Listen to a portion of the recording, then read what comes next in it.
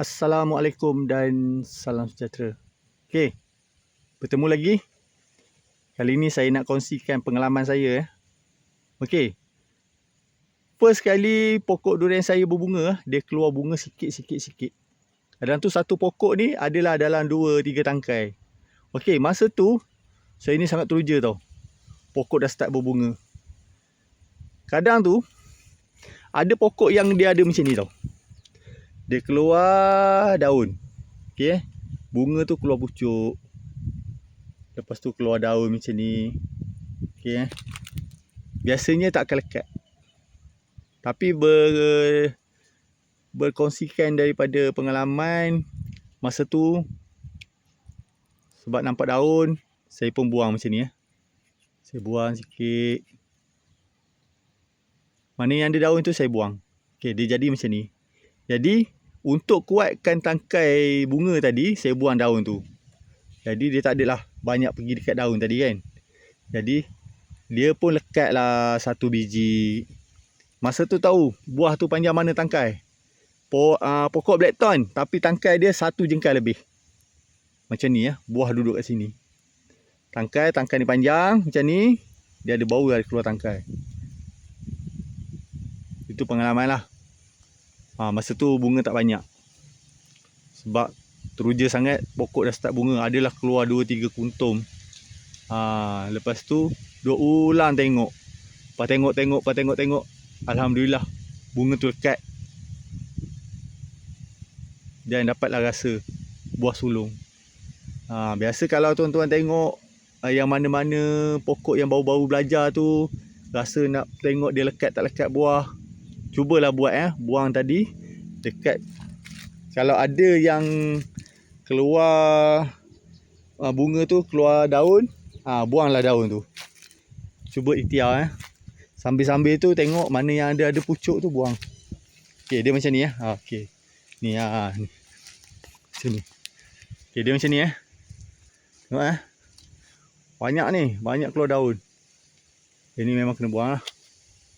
Buang sikit. Buang. Uish, nak hujan ni. Buang. Sini.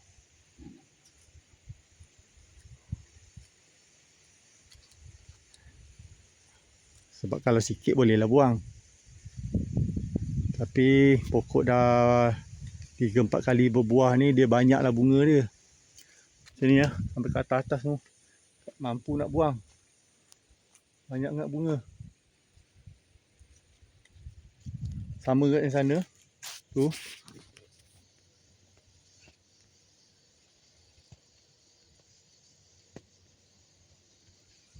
Ini pun banyak keluar daun.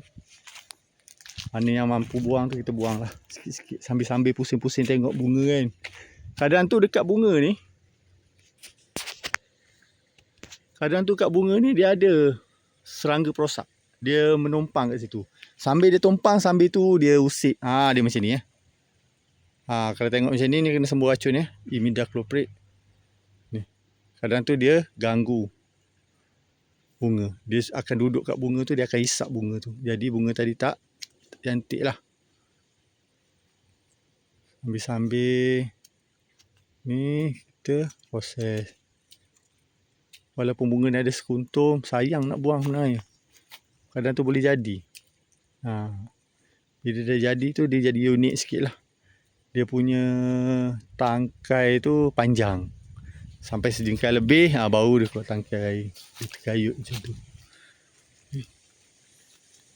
Mana yang sikit-sikit tu tak apalah. Nanti dia akan gugur sendiri.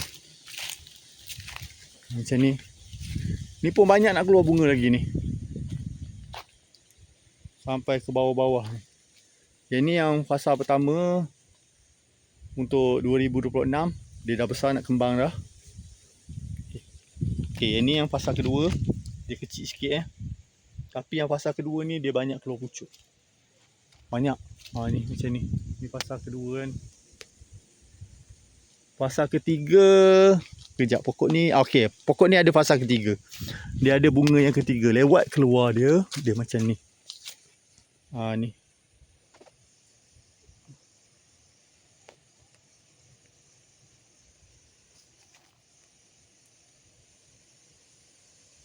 Apa ni kamera ni? Tak nak zoom.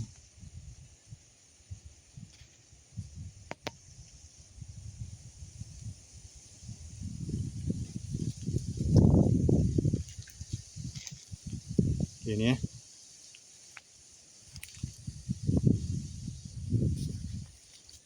Puasa pertama memang banyak lah bunganya. Kemudian